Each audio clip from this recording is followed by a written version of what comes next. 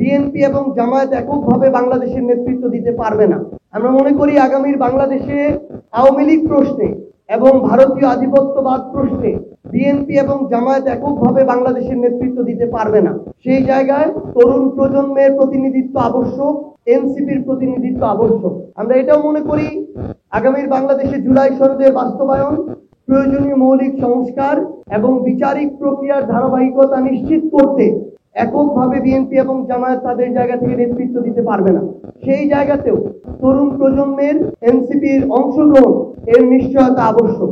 আমরা মনে করি আগামীর সংসদে তরুণদের ওই কণ্ঠস্বর জনগণের প্রতিনিধিত্ব করার জন্য অত্যন্ত প্রয়োজনীয়, কারণ এই তরুণরাই প্রথম ভারতীয় আধিপত্যবাদ সহ বাংলাদেশের ফ্যাসিস্ট কাঠামোর বিরুদ্ধে আপসহীনভাবে রাজপথে লড়াই করেছিল। বান্ডেল থাকলে প্রতি সেনমানিতে টাকা বাঁচবে। বিকাশ সেনমানি বান্ডেল কিনে জিতুন প্রতি লেনদেনে। যখন রাজনৈতিক দলগুলোর উপরে মানুষের আস্থা অনেকটাই কমে গিয়েছিল এবং রাজনৈতিক দলগুলোর অস্তিত্ব একটা গুরুত্বপূর্ণ অনিশ্চয়তার মধ্য দিয়ে যাচ্ছিল, তখন বাংলাদেশের তরুণরা হাল ধরে এবং তরুণদের নেতৃত্বে একটা গণঅভ্যুত্থান সংগঠিত হয়। আমরা জুলাই সনদ নিয়ে আমাদের আপসহীন অবস্থান ব্যক্ত করেছি।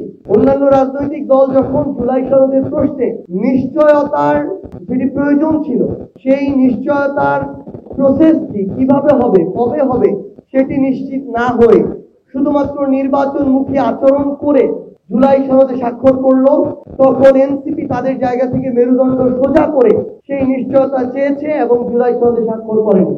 আমরা মনে করি যেদিন জুলাই সনদ বাস্তবায়নের নিশ্চয়তা দেয়া হবে, যেদিন এই আদেশ জারি করা হবে মাননীয় প্রধান উপদেষ্টার পক্ষ থেকে এবং গণভোটে যদি জুলাই সনদের পক্ষে রায় আসে, তখন কোন নোট অফ ডিসেন্টকে বিবেচনা করা হবে না।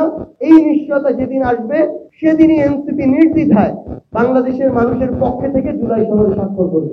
তার পূর্বে কোনো নিশ্চয়তা ছাড়া শুধুমাত্র একটি কাগজে লেখায় এনসিপি স্বাক্ষর করে বাংলাদেশের মানুষের সাথে প্রতারণা করতে পারে না।